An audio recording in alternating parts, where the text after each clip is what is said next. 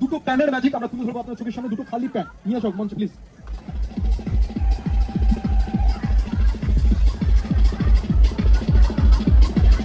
একদম খালি প্যান আছে, একদম খালি তো, হ্যাঁ কি না?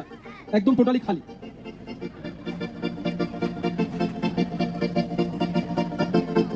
এবং আমরা কি করছি, আমরা সম্পূর্ণ একটা কাগজ জ্বালিয়েছি।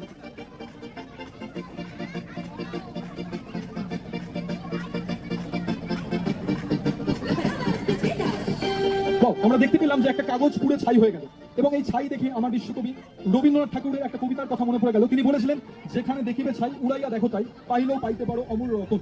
সত্যি কি ছাই উড়িয়ে অমূল্য রতন পাওয়া যায়?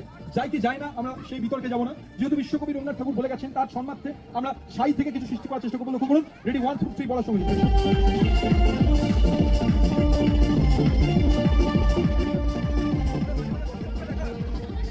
ঘন্টায় প্রায় 100 কিলোমিটার থেকে একটা ঝর্ণা সৃষ্টি হবে। জোরে হাততালি সাথে সবাই মিলে।